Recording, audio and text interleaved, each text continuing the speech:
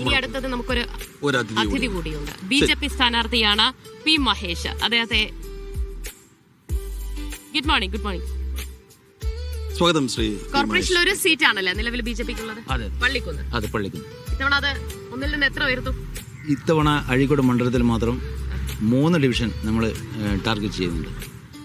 അതായത് കൊക്കമ്പാറ, അതുപോലെ തന്നെ പള്ളിക്കുന്ന്, അതുപോലെ തന്നെ 6ാം ഡിവിഷൻ ഉദയകുന്ന്. എല്ലാ ഡിവിഷനിലും സ്ഥാനാർത്ഥികളും എല്ലാ ഡിവിഷനിലും നല്ല കഴിവും പ്രാപ്തിയുള്ള സ്ഥാനാർത്ഥികളാണ്. നിങ്ങളിപ്പോൾ ഞങ്ങൾ കോഴിക്കോട്, തിരുവനന്തപുരം ഒക്കെ കഴിഞ്ഞു വരികയാണ്. ഇപ്പോൾ കോഴിക്കോടേക്കാളൊക്കെ BJPക്ക് പ്രവർത്തകരുള്ളൊരു മണ്ണാണ് കണ്ണൂർ. പക്ഷെ കണ്ണൂർ കാര്യമായൊരു വളർച്ച ഇപ്പോൾ കോർപ്പറേഷൻ ഇലക്ഷനിലൊന്നും നിങ്ങൾ കാണുന്നില്ല. അപ്പോൾ കോഴിക്കോട് 7 അംഗങ്ങളുണ്ട് കോഴിക്കോട് കോർപ്പറേഷൻ BJPക്ക്. ഇവിടെ എന്തുകൊണ്ടാണ് ഒരെണ്ണത്തിലേക്ക് ചുരുങ്ങിപ്പോകുന്നത്?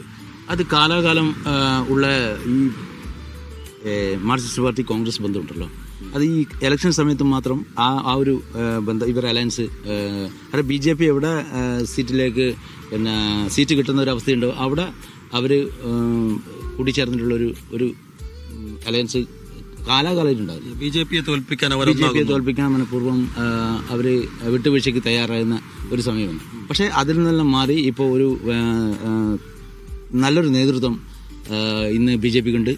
അപ്പോൾ രാജീവ് ചന്ദ്രശേഖറിൻ്റെ നേതൃത്വത്തിൽ ശക്തമായൊരു നേതൃത്വം BJPക്കുണ്ട്. അപ്പോൾ ആ ഒരു നേതൃത്വത്തിൽ പൊതുസമൂഹത്തിന്, അതായത് പറഞ്ഞാൽ പൊതുജനങ്ങൾക്ക് നല്ലൊരു വിശ്വാസമുണ്ട്. അപ്പോൾ ആ ഒരു ഗ്രാസ് റൂട്ടിലൂടെ BJP ഇന്ന് പോകുന്നുണ്ട്. നിങ്ങളുടെ ഒരു പ്രചാരണം ഏതൊക്കെ കാര്യങ്ങളിൽ ഊന്നിയാണ്?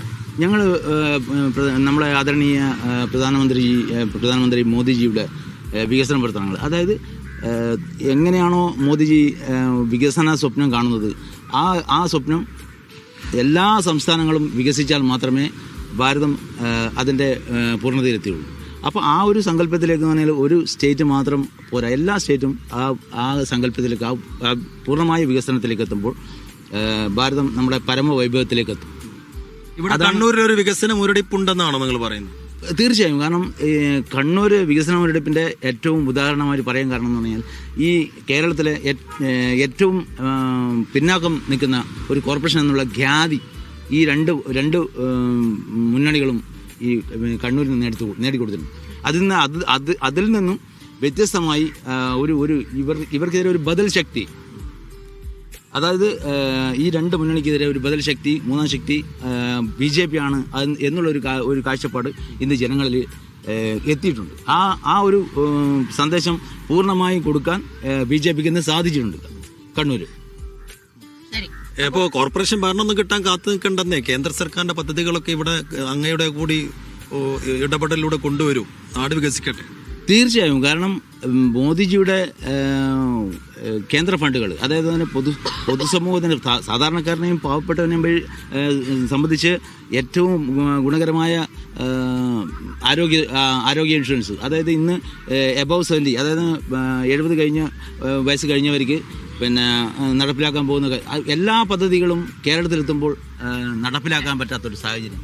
അപ്പോൾ അത് മാറണം. സാധാരണക്കാരന് ഗുണപ്രദമായ കാര്യങ്ങൾ, വികസന പ്രവർത്തനങ്ങൾ അടക്കം ഞങ്ങൾ പൊതുജന സമൂഹത്തിന് മുന്നിൽ വെക്കുകയാണ്. Thank you P Mahesh. എല്ലാ വിശേഷങ്ങളും.